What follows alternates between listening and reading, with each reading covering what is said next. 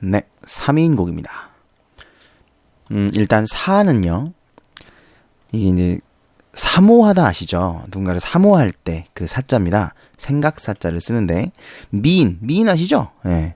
아름다운 사람, 아름다운 사람 미인인데 여기서의 미인은 임금을 뜻해요. 뭐 뒤에 가서 좀 설명을 드리겠습니다. 어쨌든 일단은 임금이다. 그래서 임금을 그리워하는 노래, 뭐 사모하는 노래 이렇게 생각을 해주시면 되겠습니다. 그 다음에 제가 이제 항상 얘기하지만 고전시가 공부하실 때 제일 중요한 건 뭐다? 갈래예요. 갈래. 갈래의 특징을 아셔야 되고 이 글은 갈래는 가사고요. 그 다음에 가사의 특징은 사음보 연속체죠. 사음보가 계속해서 나온다. 그리고 가사 중에서도 얘는 무슨 가사냐면 유배 가사에 속합니다. 유배라는 거는 뭔지 아실 거예요. 이제 멀리 보내버리는 거죠. 임금이 신하가 너 꼴 보기 싫어. 내 눈앞에 나타나지 마라. 완전 멀리, 짱짱 멀리, 엄청 멀리. 막 그 드라마 같은 데 보면은 아무것도 없고 바닷가에 정말 그 바닷가에 있는 집을 하나 지어놓고 바닷가에다가 아무것도 없어요. 바다만 있어. 무슨 니는 모르겠지만 뭐 시간과 정신의 방 이런 것처럼 아무것도 없는 그런 데다가 집을 지어놓고 거기서 살게 하는 겁니다. 몇 년 동안. 그러니까 심지어는 이게 임금이 그걸 풀어주지 않으면 영원히 거기서 살아야 돼요. 죽을 때까지 거기서 살아야 됩니다. 진짜 좀 괴롭겠죠. 외롭기도 하고 괴롭기도 하고 뭐 일도 안 하니까 누가 갖다 주는 거 아니면 먹을 수도 없고 뭐 그런 이제 문제들이 있습니다만 그래서 유배 가사를 보면 유배 생활이 힘드네 뭐 이런 내용 그 다음에 뭐 나는 잘못한 게 없어요 억울해요 뭐 이런 내용들이 이제 들어가기도 합니다. 그런데 이 정철의 삼인곡 송미인곡 뭐 이런 작품들은 또 우리 정철 아닙니까? 이 아부 하면 또 우리 정철이니까 정아부 오직 임금을 그리워합니다. 뭐 원망도 없고 내가 잘못했대. 내가 다 잘못했고 나는 잘못했고 이제 오직 임금이 그립다. 뭐 이런 내용들을 이제 담고 있죠. 그걸 이제 충신 연주지사라고 합니다. 충신 연주지사는 신하가 뭐 충신이라고는 안 하겠습니다. 신하가 임금을 그리워하는 노래. 이거를 우리가 충신 연주지사라 그래요. 충신 연주지사다. 3인곡은 충신 연주지사. 그 다음에 충신 연주지사인데 이게 여성화자로 설정이 돼 있어요. 여성화자 설정. 그래서 이 여성이 정철이에요. 여성은 정철이고 여성이 그리워하는 임이거든요. 그 임은 임금이에요. 요렇게 설정이 돼 있습니다. 근데 이거는 왜 그러냐면 좀 공감대를 얻을 수 있다. 생각을 해보세요. 정철이 이제 연세가 많으신 할아버님이신데 이분이 이제 임금을 그리워하는 게 뭐 쉽게 얘기해서 뭐 60대 할아버지가 50대 남자를 그리워한다. 뭐 이렇게 그림이 좀 예쁘게 나오진 않잖아요, 그렇죠? 그런데 어떤 여성이 자기가 사랑하는 남성을 그리워한다.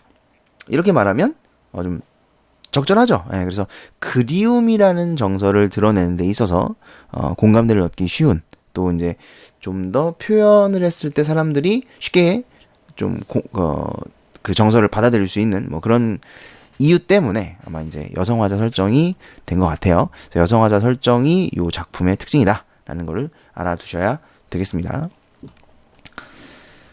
그리고 이별의 정한.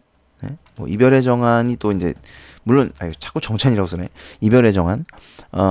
물론 이제 지금 이별하는 건 아니지만 이별한 상태에서 어떤 임에 대한 그리움을 드러낸다라는 점에서 이별의 정한의 전통 뭐 그 전통과 계승하실 때 아마 하셨을 텐데 그런 전통이 들어있다라고 보실 수도 있겠습니다.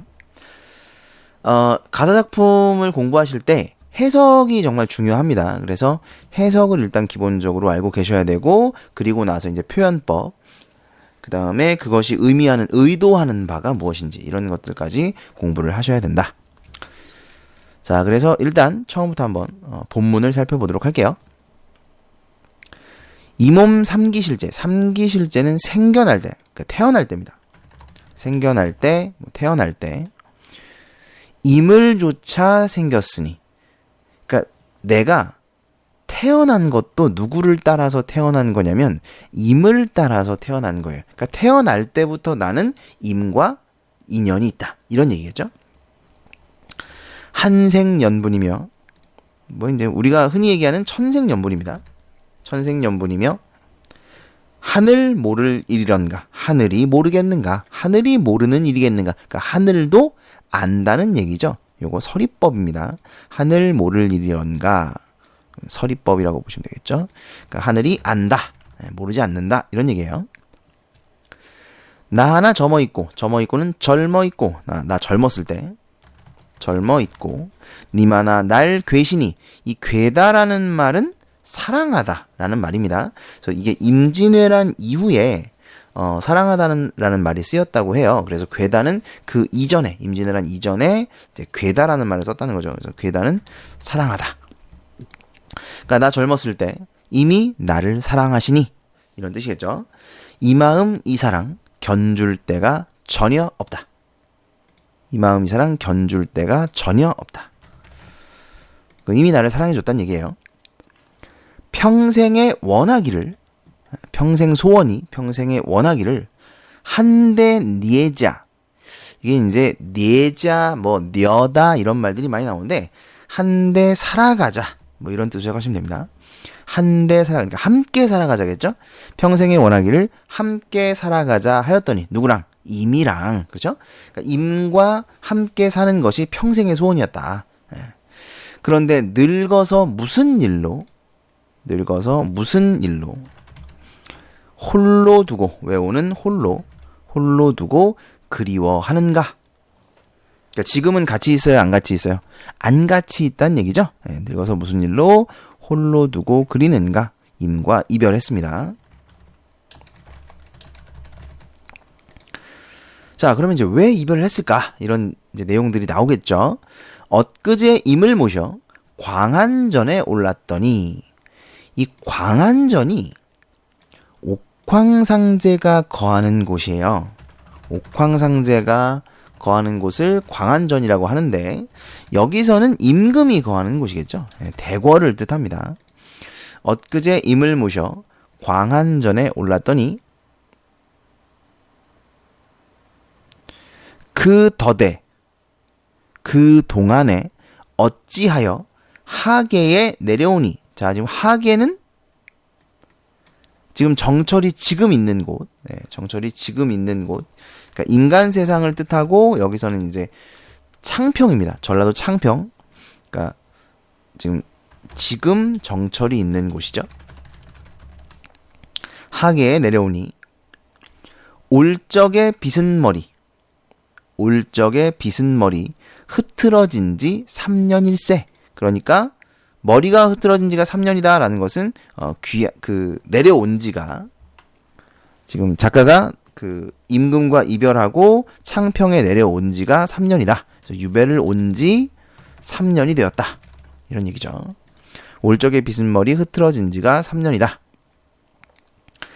연지분이 있지만, 연지분은 화장품이죠. 그 얼굴에 바르는 거, 파운데이션 같은 겁니다. 화장품. 연지분이 있지만 누굴 위하여 곱게 하겠는가? 누굴 위하여 곱게 하겠는가? 역시 서리법이고요.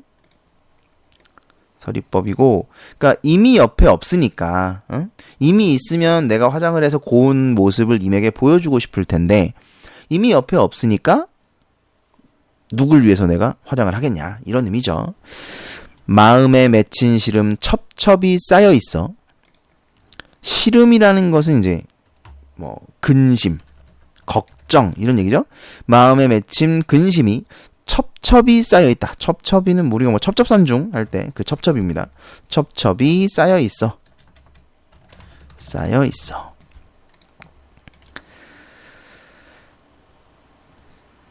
짓느니 한숨이요, 떨어지니 눈물이라. 지나니는 이제 떨어지다.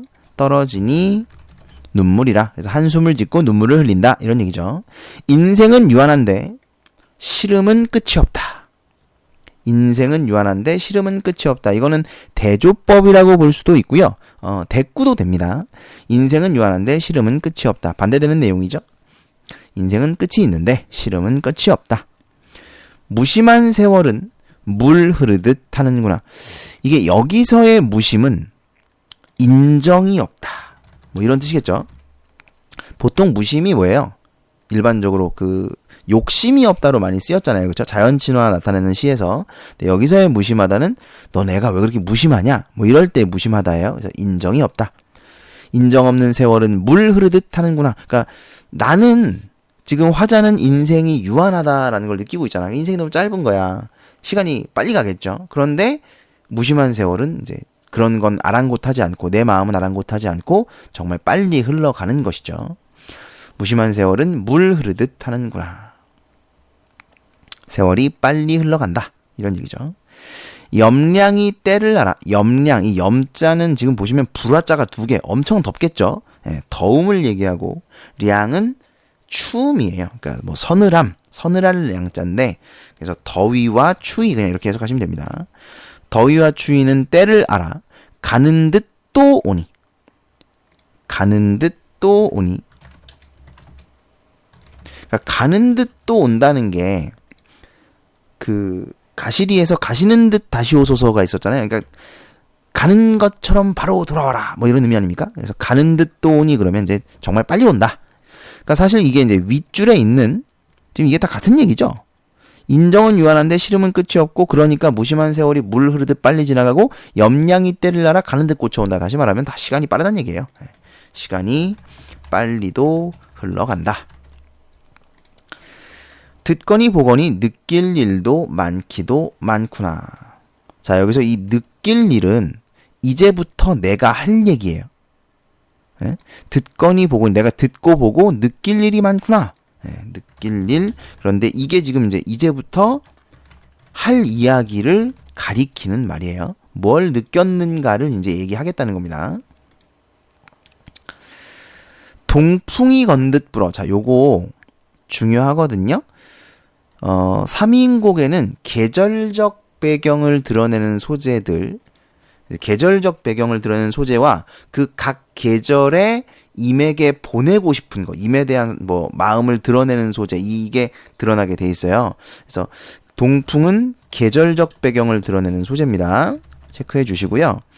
당연히 봄이겠죠? 동풍이니까. 동풍이 건듯 불어 적셔를 헤쳐내니. 적셔는 쌓인 눈입니다. 쌓인 눈을 헤쳐내니. 그러니까 이제 눈이 뭐 녹아 없어지는 거겠죠? 그러니까 봄이에요. 창밖에 심은 매화 두세 가지 피었구나. 이게 이제 매화도 이건 뭐 학교마다 좀 다를 수 있는데 매화도 계절적 배경을 드러내는 소재로 볼 수 있습니다. 이게 봄에 피기 때문에 그러니까 늦겨울 초봄에 피기 때문에 계절적 배경을 드러내는 소재다 이렇게 볼 수 있고요.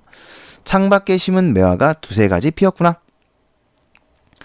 가뜩 냉담한데 냉담하다는 것은 그 날씨를 얘기하는 거겠죠. 가뜩이나 냉담한데 암향은 무슨 일인가? 여기서 이 암향은 매화의 향기를 뜻합니다. 그러니까 매화의 향기가 은은하게 이제 있는 거죠. 가뜩이나 냉담한데 암향은 향기기는 뭐죠? 네. 매화의 향기가 피어오르는구나. 황혼의 달이조차 벼맡에 비채니. 자, 이 달 잘 보셔야 되는데 이 달은 화자가 임이라고 생각하는 소재입니다. 화자가 임이라고 생각하는 소재 달이에요. 그래서 황혼의 달이조차 나를 따라 벼맡에 이걸 써야 되는데 벼맡에는 베개맡에 이런 뜻입니다. 베개맡에 내가 자는 곳 베개맡에 비치니. 그러니까 달빛이 베개맡에 비치는 겁니다. 느끼는 듯 반기는 듯. 느낀다는 건 흐느끼는 거고요. 흐느끼는 듯 반기는 듯. 임이신가 아니신가 나왔네요. 그렇죠? 화자가 임이라고 생각하는 소재. 그러니까 내가 자고 있는데 그 머리맡에 베개맡에 달빛이 비치는 거야. 근데 그 달빛을 보면서 임이 나를 쫓아왔는가라고 생각을 하는 것이죠. 점애와 꺾어내요. 자, 이 매화 체크하셔야 됩니다. 이 매화를 꺾어서 임 계신 곳에 보내고 싶구나 그랬죠. 그러니까 이건 이제 임에 대한 화자의 사랑을 드러내는 소재입니다. 저 매화를 꺾어내어 임 계신 곳에 보내고 싶구나. 임이 너를 보고 어떻다 여기실까? 여기서 너가 누구예요? 매화겠죠? 예, 여기서 너는 매화입니다. 매화를 의인화한 거고요. 의인화 아니고 의인화한 거고요.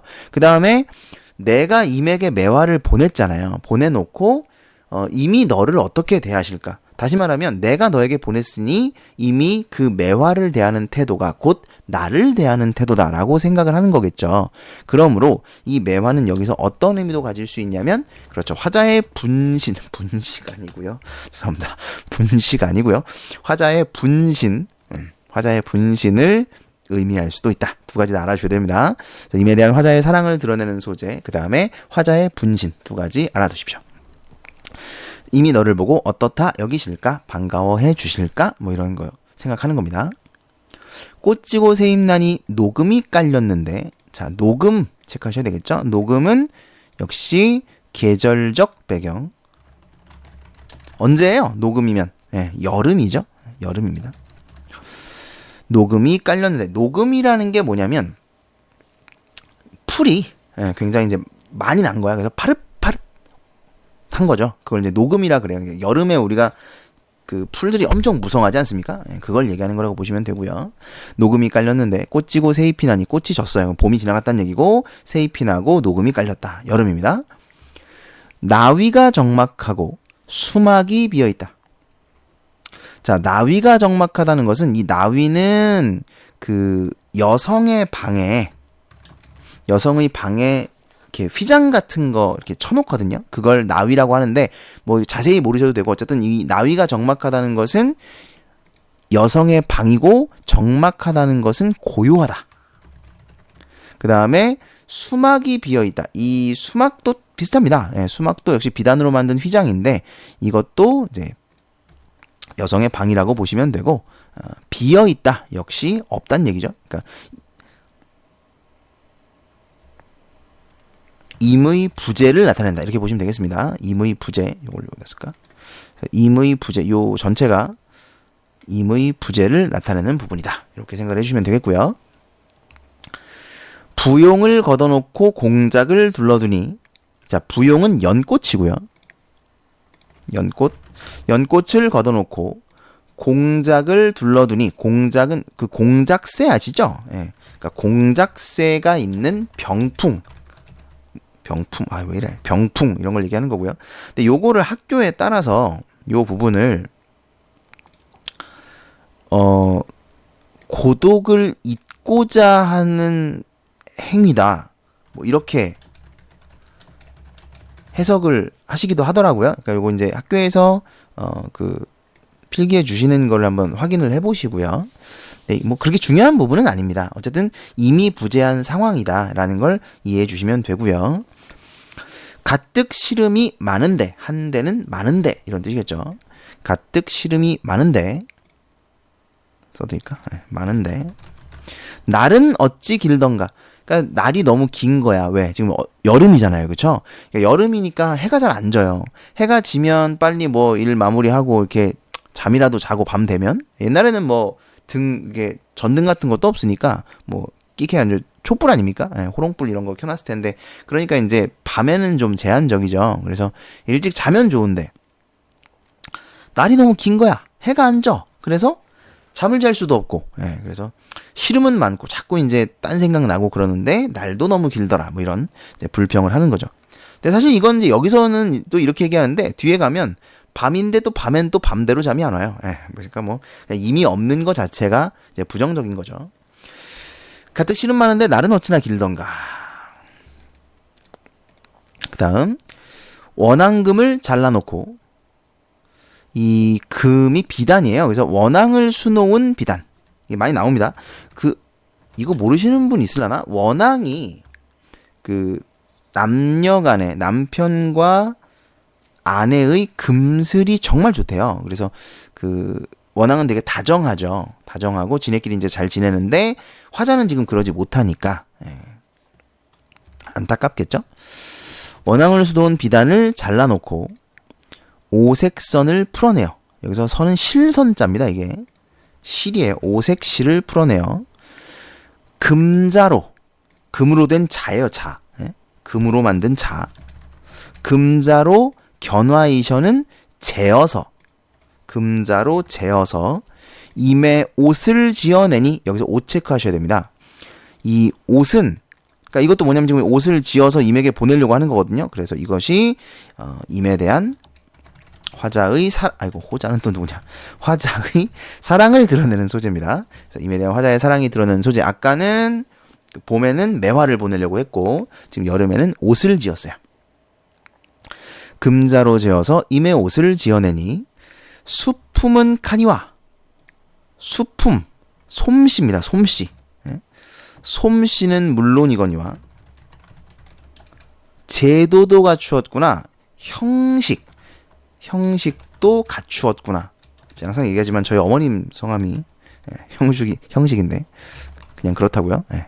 솜씨는 물론이거니와 형식도 갖추었구나. 그러니까 이제 그 당시에는 뭐 이제 관복 같은 거 있지 않습니까? 예, 그럼 관복 같은 거는 뭐 여기에 뭐가 있어야 되고 뭐 그림이 뭐가 들어가야 되고 막 그런 게 정해져 있었겠죠. 예, 그러니까 옷도 잘 만들었고 그 형식도 잘 지켜서 만들었다.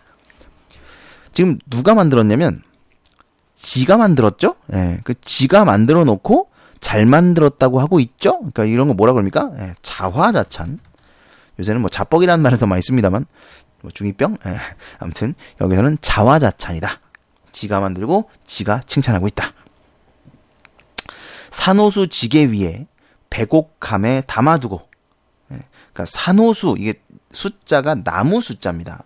나무수. 그래서 산호수로 만든 지게 위에 백옥으로 만든 상자에 담아두고, 이런 얘기죠. 써드릴까? 자, 산호수는 나무 이름이다. 그냥 쉽게. 나무로 만든 지게는 아시죠? 위에. 그 다음에 백옥으로 만든 상자에, 백옥 상자에 담아두고, 이건 아시겠죠? 담아두고. 그래서 산호수 지게 위에 백옥 상자에 담아두고, 임에게 보내려 임 계신 곳 바라보니, 뭐 이건 어렵지 않습니다. 임에게 보내려 임 계신 곳 바라보니 산인가 구름인가 멀기도 멀구나. 자, 임 계신 곳을 바라봤더니 보여요, 안 보여요? 안 보입니다. 왜 안 보입니까? 산과 구름 때문에 안 보이는 거죠. 여기서 산과 구름은 그러니까 뭐예요? 방해물이다. 이렇게 생각하시면 됩니다. 산인가 구름인가 멀기도 멀구나. 산 구름 때문에 안 보인다. 이런 얘기죠. 천리만리길에 뉘라서 찾아갈 곳. 역시 무슨 법이냐면 서리법이죠. 그래서 찾아갈 수 있다는 거예요, 없다는 거예요? 네, 없다는 얘기입니다. 찾아갈 수 없구나. 니거든, 이르거든, 이런 뜻인데, 그러니까 도착하거든. 그러니까 지금 뭐 천리만리길 너무 멀고 어쩌고 한데 그래도 어떻게 해서 이르면, 도착을 하면 도착하거든. 열어두고 나를 반겨주기는 하실까? 이런 생각하는 거죠. 도착하면 나를 반겨주기는 하실까? 됐습니까? 그러니까 사실 갈 수도 없지만, 갈 수도 없는데 갔는데 또 안 반겨주면 어떡해? 그런 이제 걱정이 좀 드러나죠. 그 다음 하룻밤 서리김에, 자, 서리 체크하셔야 됩니다. 서리. 보통 서리가 나오면 계절이 언제예요? 가을이죠. 이건 계절적 배경 가을입니다. 가을을 나타내는 계절적 배경. 뭐 기러기도 계절적 배경이다 이렇게 보시는 선생님들도 계시긴 하시던데 보통 기러기는 잘 안 보고요. 서리는 들어간다.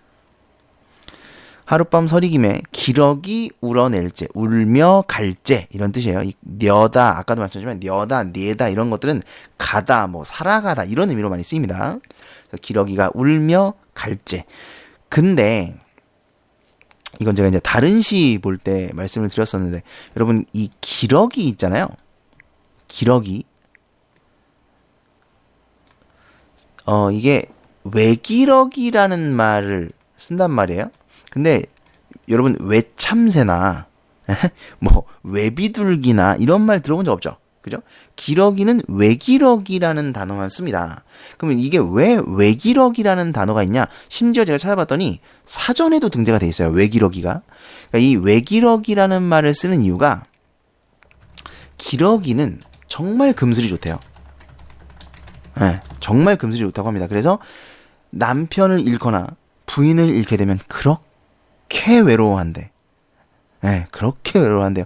그래서 우리가 외로운 사람을 강조해서 나타낼 때 외기러기라는 단어를 씁니다. 제가 지금 말이 왜 느려지냐면 이 얘기를 괜히 했다는 생각이 들어요. 지금 또 이거 들으면 또 나한테 와서 외기러기라고 엄청 할 것들이 지금 줄지어 있을 것 같은데 아무튼 기러기는 정말 금슬이 높습니다. 그래서 이 기러기가 혼자 됐을 때에는 그러니까 외기러기, 이 외기러기는 외로움을 강조해서 나타냅니다. 화자의 처지, 외로운 처지를 강조해서 나타낼 때 이제 우리가 외기러기라는 단어를 쓰는데 여기서는 외기러기는 쓰지 않았지만 우리가 좀 생각해 볼 수는 있다는 거예요. 그래서 이제 지학사 같은 경우는 요거를 그 외로움의 객관적 상관물이다 이렇게 설명을 합니다. 뭐 어느 정도 일리가 있는 말이라고 생각을 하고요. 근데 이제 뭐 일단 일반적인 해석은 아니어서 일단 넘어는 가는데 요렇게도 해석할 수 있다라는 거. 하룻밤 서리김에 기러기가 울며 갈제. 그러니까 이 기러기에는 화자의 외로움이 투영되어 있다. 이렇게 볼 수도 있다는 얘기예요. 위루에 혼자 올라. 위루. 뭐 위자는 이제 위태로울 위자인데 여기서는 그냥 높은 정도로 해석하시면 됩니다. 높은 누각에 혼자 올라가 수정염을 거드니. 이 수정염은 수정으로 만든, 그러니까 수정구슬로 만든 어떤 휘장, 발 이런 겁니다. 예. 발 아시죠? 그 이렇게 문에다가 쳐놓는 거. 예. 수정구슬로 만든 발을 수정염이라고 합니다. 그래서 높은 누각에 혼자 올라가서 수정염을 걷습니다. 동산에 달이 나고, 달이 떴죠? 북극의 별이 베니. 여러분 북극의 별 이게 가끔 나오는데 북극의 별은 보통 뭐냐면 북극성일 거 아닙니까? 그러니까 북극의 별이라고 꼭 북극성은 아니죠. 근데 보통은 북극성을 가리키고요. 북극성은 변함없이 항상 거기에 있죠. 그래서 요게 임금을 상징하는 경우가 굉장히 많습니다. 요걸 좀 알아두시고요. 북극의 별, 여기서도 마찬가지예요. 북극의 별이 보이니 님이신가 반기니 눈물이 절로 난다 그랬죠. 그죠? 그러니까 요거는 그럼 요렇게 쓰지 말고 요렇게 씁시다. 화자가 임금이라고 생각하는 소재. 요렇게. 그러니까 아까 위에서 뭐 있었어요? 베개맡에 달빛이 비추니까 그게 임인가? 이렇게 생각했었죠. 여기서도 달이 나고 뭐 이 달도 해당된다고 볼 수 있습니다. 달이 나고 북극의 별이 보이니 화자가 임이신가 반기니 눈물이 절로 난다. 화자가 임금이라고 생각하는 소재다. 이렇게 해석할 수 있겠죠. 자, 청광. 요거 중요합니다. 청광. 청광이 뭐냐면 이게 청자가 맑을 청자, 광자는 빛광자죠. 그래서 맑은 빛인데 이 청광, 이 맑은 빛이 뭐냐면 달빛. 이해되세요? 달빛, 지금 달 나고 북극의 별이 보이지 않습니까? 그래서 이 달빛을 가져다가 이런 얘기입니다. 달빛을 이 미워내어는 쥐어내어, 손으로 잡아서 쥐어내어 봉황루에 붙이고 싶다. 봉황루. 우리나라 이제 조선에서 임금 뒤에 봉황이 그려져 있습니다. 봉황이. 중국은 용이 그려져 있어요. 이게 뭐냐면 그 천자의 나라, 황제의 나라를 상징하는 건 용이고요. 그 다음에 황제 밑에가 왕이지 않습니까? 제후. 왕의 나라를 상징하는 건 봉황이에요. 그래서 봉황루는 임금을 뜻합니다. 임금 계신 곳에 이렇게 해석하시면 돼요. 임금 계신 곳에 붙이고 싶다. 이해되시죠? 근데 요 부분은 좀 따로 요걸 또 알아두셔야 되는데 뭐냐면 니네 달빛을 줄 수 있냐? 달빛 줄 수 없잖아요. 그렇죠? 달빛은 뭐 형체도 없고 뭐 어떤 그 몸이 있는 게 아니기 때문에 쥘 수가 없습니다. 그런데 얘는 그 달빛을 마치 형상이 있는 것처럼 표현하고 있다는 거예요. 그래서 형상이 없는 것을 형상이 있는 것처럼 표현했으니까 이걸 우리가 형상화라고 합니다. 형상화. 그죠? 형상이 없는 것을 형상이 있는 것처럼 표현했죠. 이거 여러분 그 혹시 기억나세요? 동짓달 기나긴 밤. 동짓달 기나긴 밤에 한 허리를 베어내요. 기억나시죠? 그러니까 밤이라는 것도 마찬가지죠. 형상이 없어요. 형체가 없는데 그 형체가 없는 밤에 허리를 잘라내겠다라는 표현, 그 황진이 시조였죠. 그것과 동일합니다. 그러니까 만약에 이 부분이 시험에 나온다면 황진이의 그 시조가 선택지로 나올 가능성도 있습니다. 그래서 그걸 좀 같이 알아두시고 나중에 문제 풀 때 그거와 관련된 시조들 몇 개를 더 알려드릴게요. 어쨌든 그러니까 이 청광은 임에 대한 사랑을 드러내는 소재인데 그걸 쓰지는 않았는데 요 색깔 지금 다 그겁니다. 임에 대한 사랑을 드러내는 소재. 청광을 쥐어내어 임금 계신 곳에 보내고 싶다. 붙이고 싶다. 이런 얘기죠. 누 위에 걸어두고, 여기서 누는 이제 봉황루겠죠? 누 위에 걸어두고 팔왕에 다 비춰요. 팔왕은 온 세상입니다.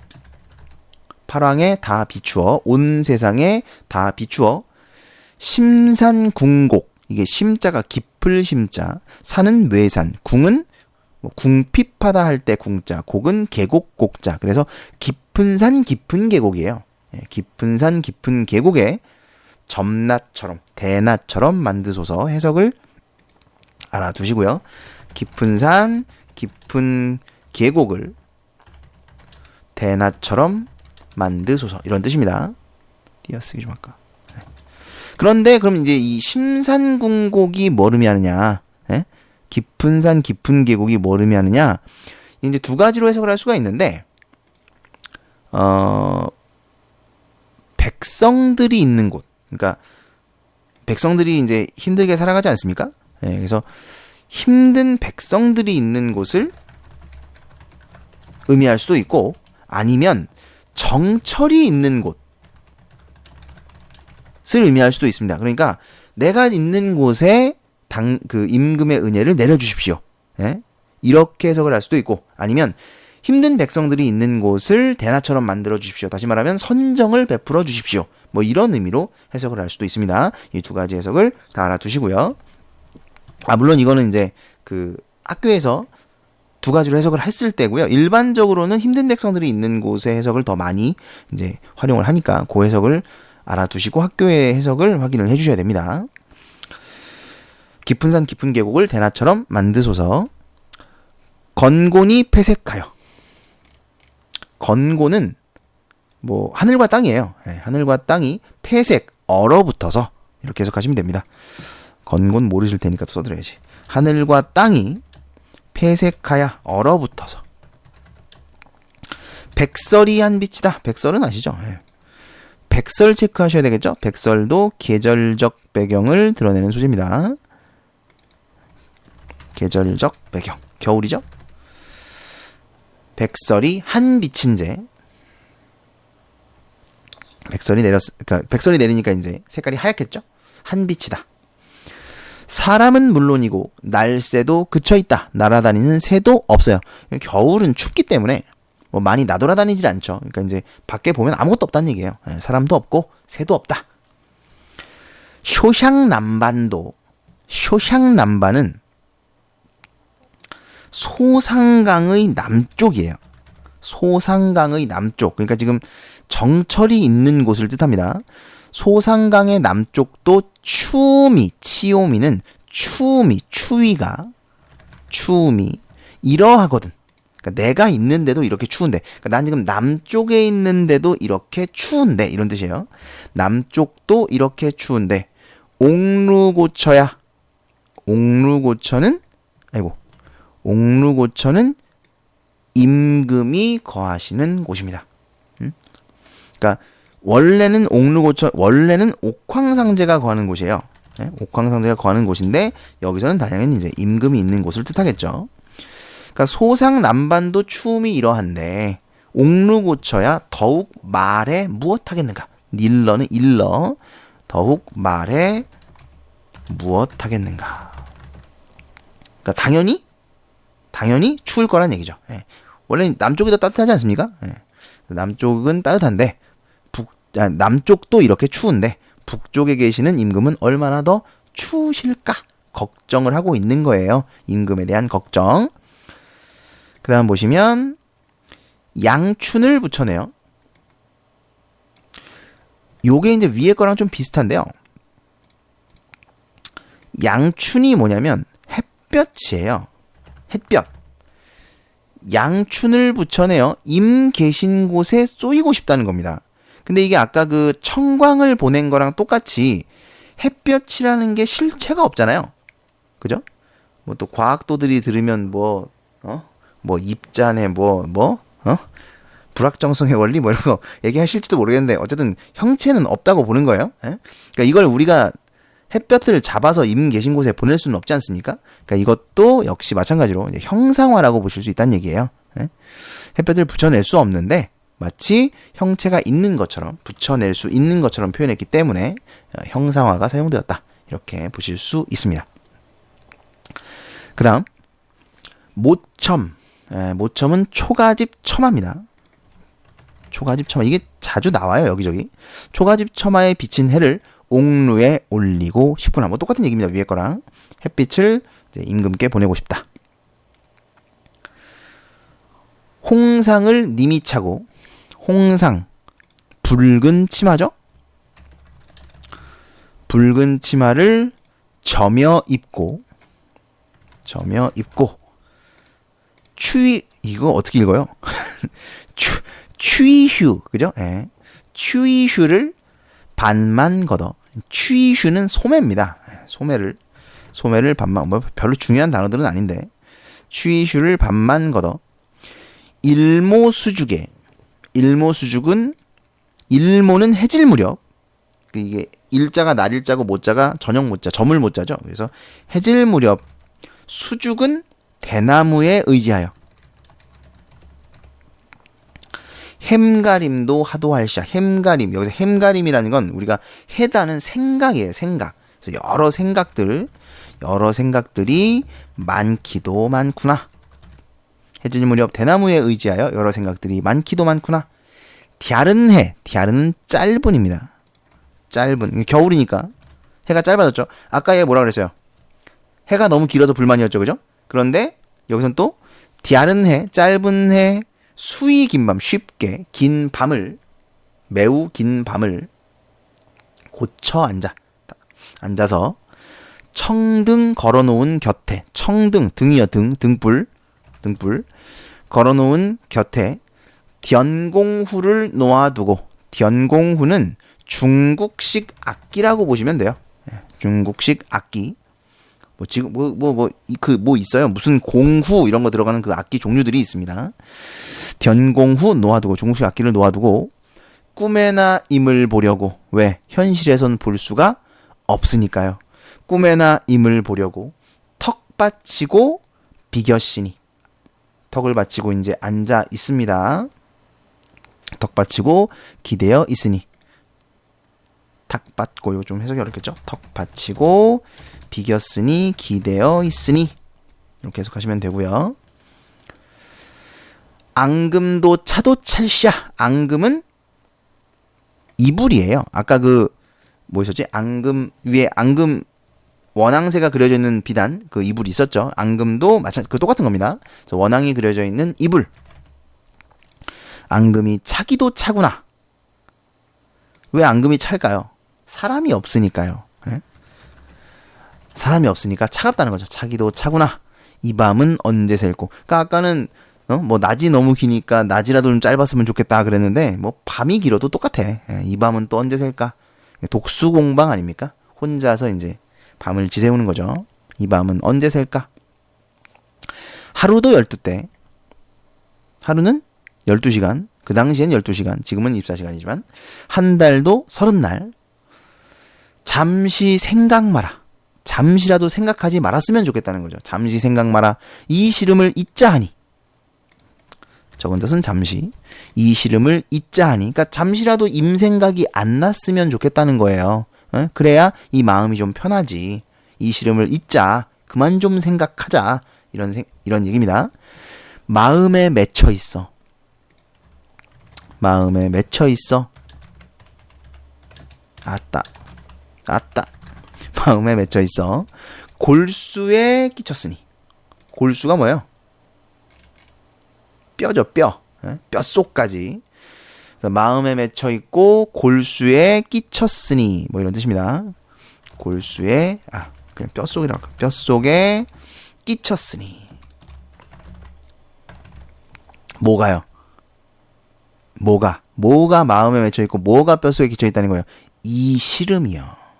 그러니까 이 시름, 임생각이겠죠? 임에 대한 생각인데 임에 대한 생각을 잊었으면 좋겠어. 잠시라도 안 했으면 좋겠어. 그런데 마음에 맺혀 있고 뼛속에 끼쳐 있다는 거예요. 그러니까 이거를 안 할 수가 없는 거죠. 너무 힘든 거예요. 편작이 여리오나 한들, 이 편작. 여러분, 제가 이거 설명 예전에 했었는데, 편작은 중국의 유명한 명입니다.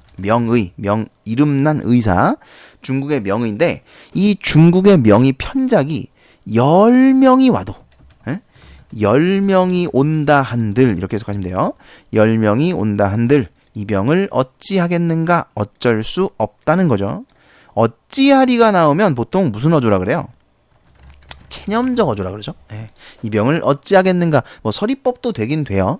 근데 이제 어조를 따질 때는 체념적 어조다. 편작이 열이 온다 한들 이 병을 어찌하겠는가. 어와 감탄사입니다. 이게 감탄사. 내 병이야 이 님의 탓이로다. 뭐 이건 어렵지 않습니다. 그렇죠? 내 병이 이 님 때문이다. 차라리 죽어가서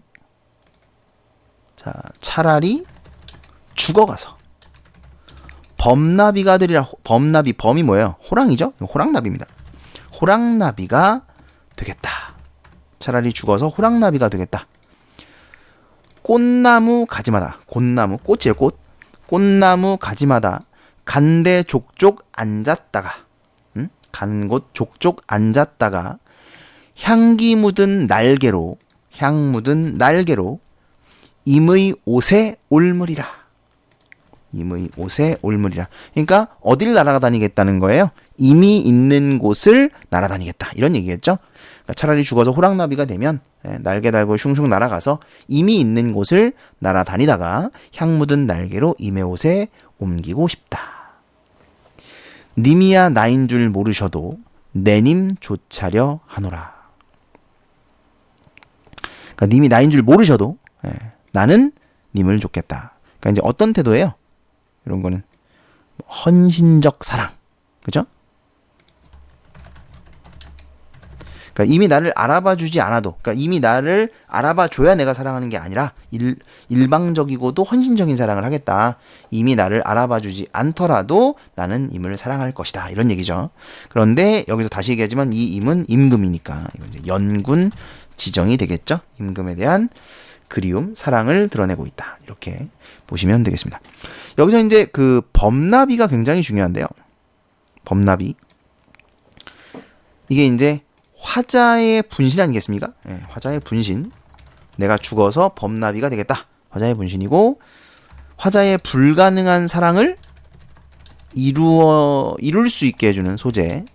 물론 실제로 죽어서 범나비가 된 건 아니지만 어쨌든 이룰 수 있게 해주는 소재로 설정되어 있다. 뭐 이런 얘기죠.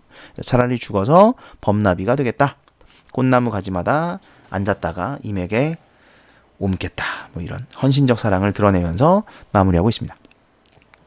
그래서 그 송민곡하고 이제 예전에는 같이 많이 냈었어요. 3인곡을. 근데 뭐 요즘에는 송민곡, 3인곡을 묶어서는 잘 안 내는 것 같더라고요. 근데 예전에는 많이 묶어서 냈었습니다. 그래서 송민곡의 거기도 이제 뭐 죽어가서 그거 나오잖아요. 죽어가서 나궐이나 되어서 임계신 창안에 번듯이 비치겠다. 이런 얘기 나오고, 그랬더니 이제 옆에 있던 감녀가 나궐은 물론이고, 나궐은 됐고, 구준비가 되세요. 뭐 이런 얘기 나오고, 그래서 이제 나궐과 구준비가, 뭐 적극적 사랑이냐, 소극적 사랑이냐, 이걸 이제 얘기하는 거였다. 그래서 이제 3인곡의 범나비랑 비교해서 이렇게 많이 냈었죠. 지금은 뭐 그렇게 많이 나오는 것 같지는 않고요. 그래서 내용 정리를 일단 하시고, 이게 여러분 필기를 하셔야 되고요. 필기하신 내용들을 숙지를 한 다음에 그 다음에 문제를 푸시는 게 좋습니다.